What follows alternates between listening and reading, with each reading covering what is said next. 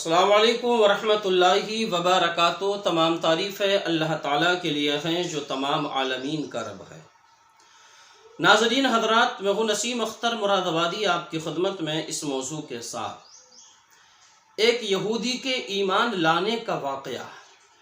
کوئی لمبی چوڑی اس نے اسلام کی باتیں نہیں سنی، زیادہ دن کسی کی صحبت میں نہیں رہا، ایک اللہ کے ولی کی چند باتوں کا اس کے اوپر کیسا اثر ہوا، یہ یہودی کس طرح ایمان لے کر کے آیا، اس کا ایمان لانے کا سبب کون سی چیز بنی۔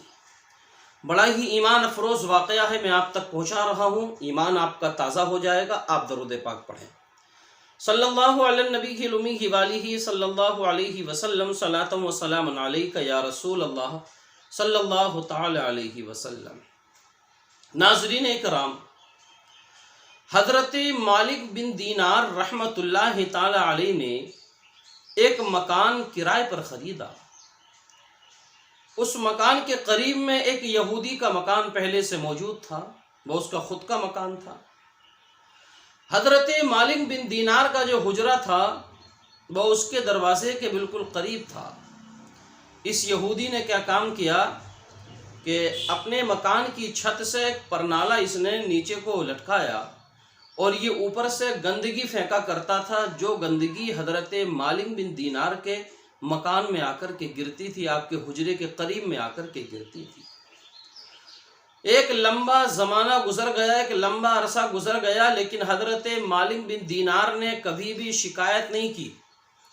آخر کار وہ شخص خود ہی پریشان ہوا کہ میں اتنے دن سے ان کو پریشان کر رہا ہوں، تنگ کر رہا ہوں، اتنی زیادہ میں گندگی پھینکتا ہوں، لیکن اس بندے نے آج تک کوئی شکایت نہیں کی، کوئی غصہ نہیں کیا، مجھ سے کچھ نہیں کہا۔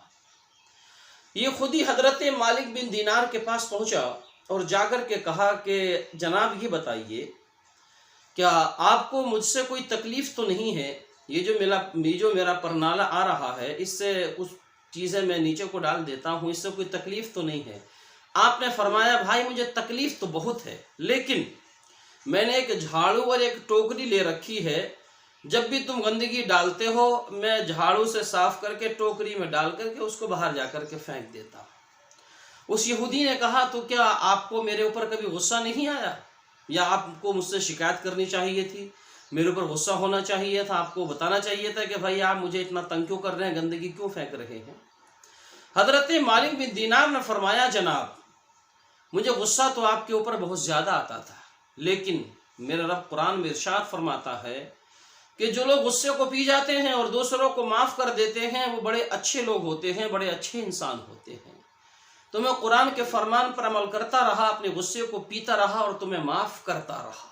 ناظرین اکرام، یہودی نے کہا بہر اسلام مذہب، جو مذہب اپنے ماننے والوں کو اس طرح کی تعلیم دے وہ مذہب کتنا پاکیزہ ہوگا۔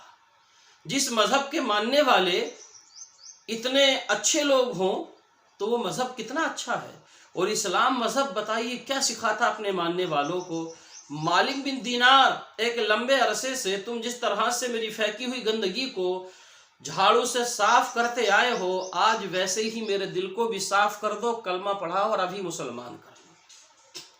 ناظرین اکرام، وہ یہودی مسلمان ہوا، تلوار کے زور سے نہیں ہوا، لڑائی جھگڑے سے نہیں ہوا، زبردستی سے نہیں ہوا، بلکہ ایک اللہ کے ولی کے اخلاق حسنہ کو دیکھ کر کے وہ مسلمان ہوا، اسلام کے پاکیزہ ماحول کو وہ دیکھ کر کے مسلمان ہوا۔ اسلام اپنے ماننے والوں کو کیا سکھاتا ہے وہ یہ جان کر کے مسلمان ہوا۔ ناظرین اکرام، لوگ کہتے ہیں کہ اسلام تلوار کے زور سے پھیلا نہیں، بلکہ اسلام اخلاق کے زور سے پھیلا ہے۔ نہ کتابوں سے، نہ کالج کے ہے در سے پیدا، نہ کتابوں سے نہ کالج کے ہے در سے پیدا، دین ہوتا ہے بزرگوں کی نظر سے پیدا۔